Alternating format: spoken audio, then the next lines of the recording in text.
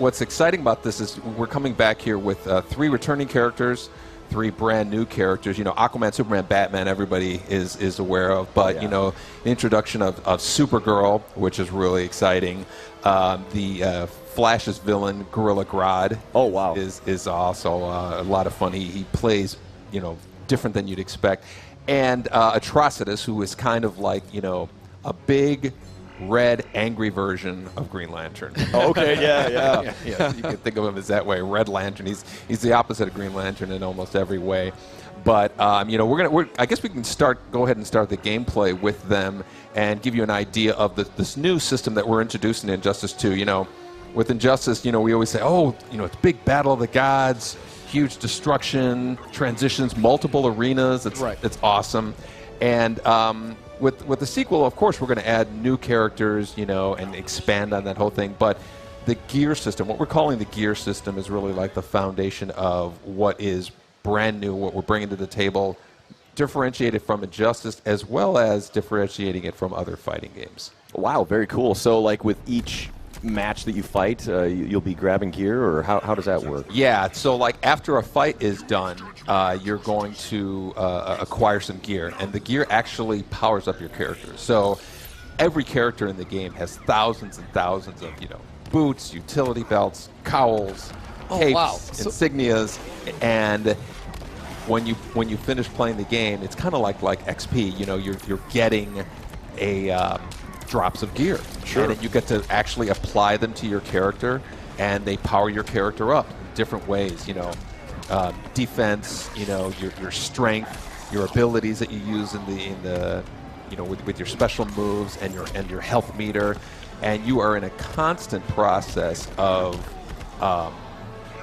leveling up. So yeah. Now, does this carry on to like online also? Like, will I be able to face like, you know, Superman versus my Superman, where it's decked out differently? Yeah, and you know what you said is really key. It's like your Superman, Right. your Batman, your Aquaman against somebody else's, and it's all personalized, and it is you literally customizing, molding your version of these characters that go up against somebody else's. I love that idea because you see so often, you know, there's certain characters who will be more popular than others, and you know, you see a lot of mirror matches. But now, like you said, like you can have your, you know, maybe I'll focus on like more offense type gear, you know, versus maybe Swifter's defense type, you know, gear. Exactly. Sounds very You notice here there's this big transition. You can throw your opponent into a new arena where there's a whole new palette of you know, objects that you can actually use in the fight. That was, you know, something that really resonated with the last Injustice, and we really wanted to bring it over. You know, and you look at these characters again, you know, with Atrocitus. You know, he's all about, you know, anger and hate and blood. So he has all these kind of blood moves. He can bring out, you know, the and flying cats. Yeah. His name is Dexstar, and he's actually also a Red Lantern in the DC lore. Wow. And so Atrocitus can bring him out, use him, and he actually aids in the battle of the fight. You know, yeah, it's exciting. And you know, Gorilla Grodd is all about, you know, big kind of primal moves mixed in with telekinetic moves. He's blasting them down back into the street arena where... I was just going to say, and here we see the environmental interaction again. Yeah, going busting through walls, bouncing off. You Exactly. feel the power of like these attacks. Oh yeah, and you know, we always describe it as like the battle of the gods. You know, and so you know, Grodd here is his. That's what I love seeing too. Just like these two brawlers beat the crap out of each other. Yeah, the variety of characters in this game is actually going to be even wider than the last one.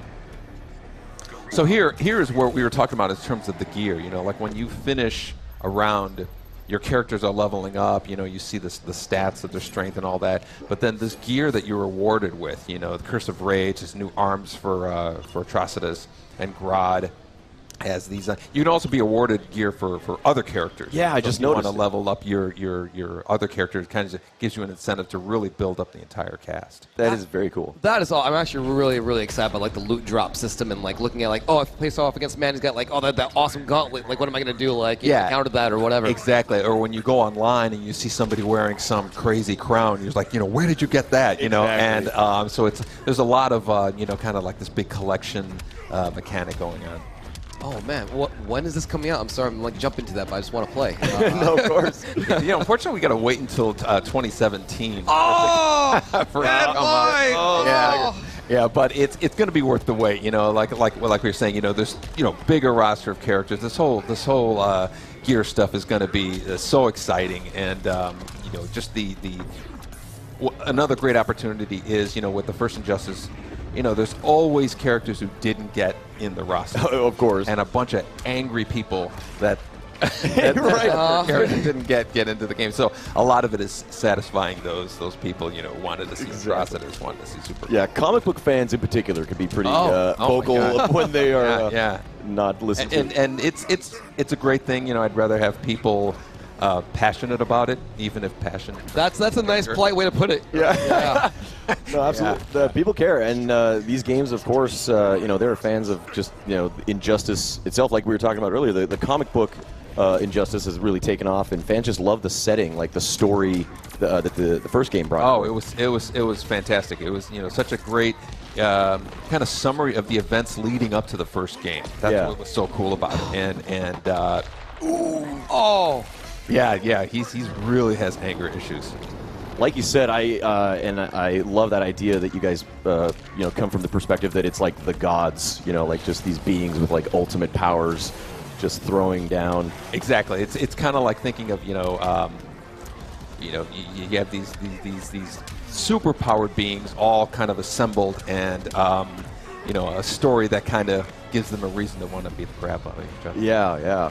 So, are there any changes to like the combo system or like the mechanics? I'm sure you guys are still kind of tweaking that, of course. Yeah, we're always refining it. We every game we really want to add nuances that not only can be appreciated by kind of casual guys, but the hardcore fighting game guys. We really are big fans of esports and everything, and we really want to have this game be a big part of it with tournaments and all that stuff. So there's a lot of really deep layers that we've added to the game for those players. Love seeing the back and forth there, like even as you choose the characters. Yeah, that's a big part. Back, like in Mortal Kombat, you always have like these like awesome, very custom interactions between characters, and is that like exactly? We were so happy with how that turned out. And these characters, they have a lot of them have relationships with each other, and they have stories famous stories. They make references to those stories. Awesome. It's great. So you see a lot of nods to the to some of the comics you might have read, or or something you might have seen in other media. And it's great how you see those relationships. So they talk to each other before a fight, and it really kind of you'd be surprised how much it really adds a level of depth. It really does. Absolutely, keeping staying true to like the original kind of like source material that has come before. Because these characters, these are like the forefathers of the whole superhero comic scene, and very cool that you guys have taken that into account as well. Yeah, kept it in the game. Yeah, we're and the characters like the returning characters, Aquaman and Batman and Superman. What's cool is we've given them new moves and really kind of updated them. So like they're your favorite character. You love how they play. There's going to be some familiarity about it, but there's also other layers of stuff. Yeah. Oh man. Poor Aquaman. She's not messing around. Yeah.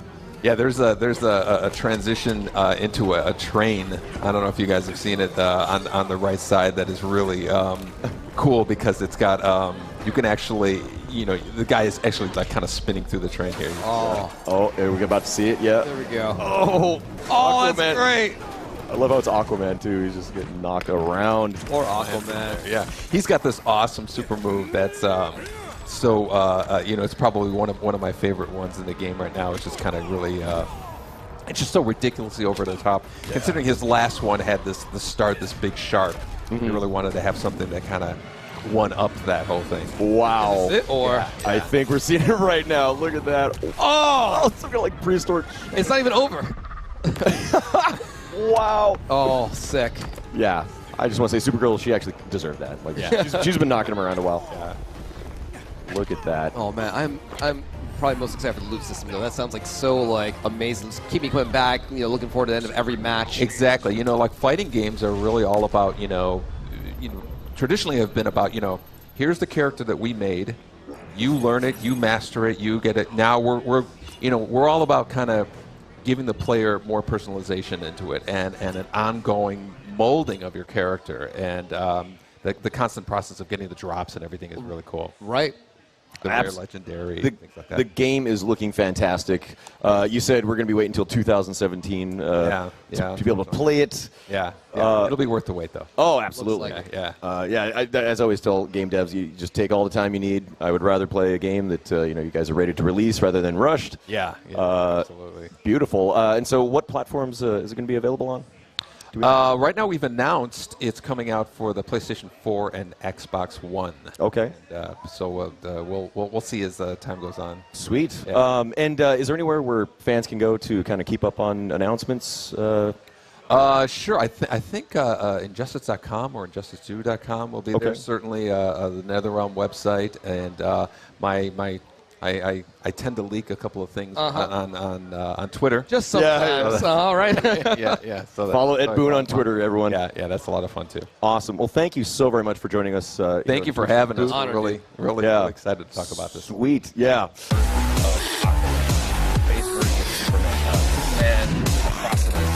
And that's Them combos, though. starts